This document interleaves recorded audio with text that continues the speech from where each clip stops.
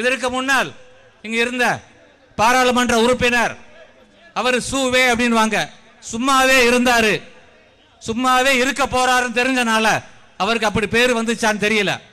அவர் ஒரு ட்விட்டர் அரசியல்வாதி, ஆன்லைன்ல மட்டும்தான் இருப்பாரு. அவருடைய செயல் மக்களை நேரில் சந்திச்சதே கிடையாது.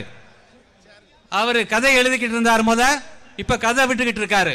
இதை செஞ்சு அதை செஞ்சுன்னு சொல்லி கடைசி இப்ப ஒரு 3 மாதம் வந்து அவருடைய திட்டங்களாக 1-2 திட்டங்களை செஞ்சுக்கிட்டு இருக்கிறாரு.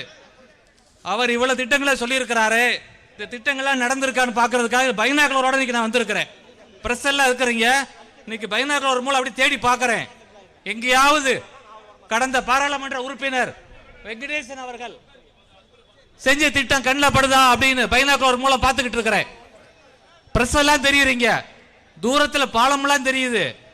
இந்த பாலம் எல்லாம் 30-40 வருஷம் ஆயிடுச்சு இந்த பாலம் கட்டி. அதுக்கு வெள்ளை அடிச்சு ஒருவேளை அதுக்கு கல்வெட்டு வச்சுட்டாரான ஒரு சந்தேகம்.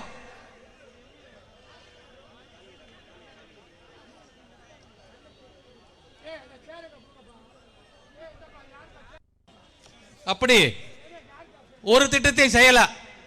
இன்னும் பார்த்தோம்னா ரொம்ப தொலைதூரத்தில் பார்த்தோம்னா அமைச்சர் உதயநிதி தெரிகிறாரு, கையில ஒரே ஒரு செங்கல் வச்சுக்கிட்டே இருக்கிறாரு. 5 வருஷத்துக்கு முன்னாடி தூக்கணும் செங்கல். சிலபஸை மாற்றவே இல்லை, அதே சிலபஸை கையில் வச்சுக்கிட்டு இருக்கிறாரு. அவர் கை வலிக்க போகுதுன்னு நினைக்கிறேன். இப்படி நம்மளை பூரா ஏமாத்தி இருக்கக்கூடிய இந்த திமுக அரசை வீட்டுக்கு அனுப்புறதுக்காக சும்மாவே இருந்த பழைய பாராளுமன்ற உறுப்பினர் திரும்பவும் அவரு சீட்டை வாங்கிட்டு வந்திருக்கிறாரு. அவங்க கட்சிக்காரவங்களை திமுகவை சேர்ந்தவங்களை எதிர்த்தப்ப கூட அதையும் தாண்டி அவர் வாங்கிட்டு வந்திருக்கிறாரு.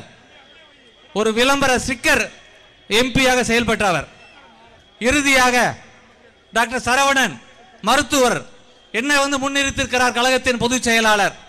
இங்க இருக்கக்கூடிய மக்களுக்கெல்லாம் நான் நன்கு அறிமுகமானவர்.